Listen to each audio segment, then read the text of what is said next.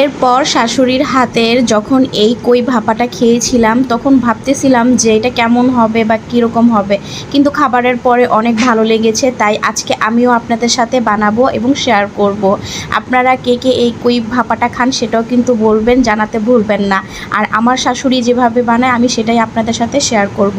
তো আমি এই কই ভাপাটা বানানোর জন্য আমি এখানে 6টা দেশি কই মাছ নিয়েছি। আর এই কই ভাপাটা কিন্তু নর্মালি লাউ শাক দিয়ে, যেটা লাউ পাতা বলে, সেটা দিয়ে বানানো হয়। তো আমি পাতাগুলো ধুয়ে নিয়েছি, মাছগুলো কেটে একদম পরিষ্কার করে নিয়েছি। তো এই যে এখানে মশলা দিব, এই মশলাটার মধ্যে হচ্ছে মেইন তো এখানে আদা রসুন বাটা, তারপরে হচ্ছে গিয়ে ধনিয়ার গুঁড়ো, জিরের গুঁড়ো, গরম মশলা যেটা বলে সেটার গুঁড়ো, আর হচ্ছে লবণ।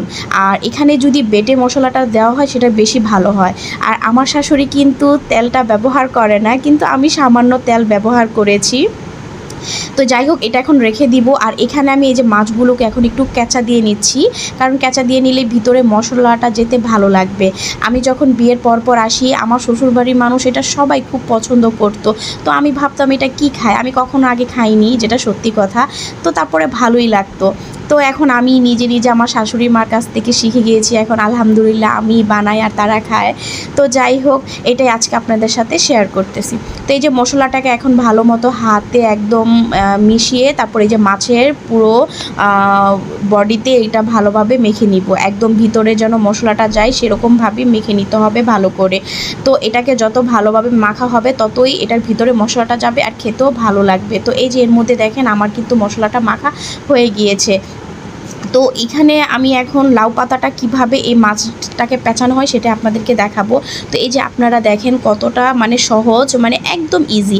আর এই লাউ পাতাগুলো না একটু বড় বড় সাইজের নিলেই বেশি ভালো হয়, খেতেও ভালো লাগে, আর মাছটা পেঁচাতেও সুবিধা হয়। তো দেখতেই পারতেছেন কতটা সহজভাবে এইগুলো একদম পেঁচানো যাচ্ছে।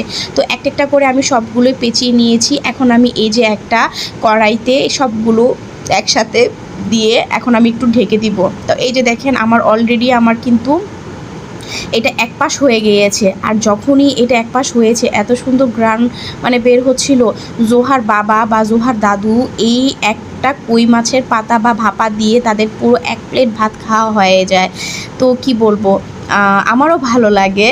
তো আপনারা কে কে খেয়েছেন এই কই ভাপাটা অবশ্যই জানাবেন, আর কে কীভাবে খান সেটাও জানাতে ভুলবেন না। আমার শাশুড়ি এইভাবে বানায়, তো আমি ওইভাবেই বানানোটা শিখেছি।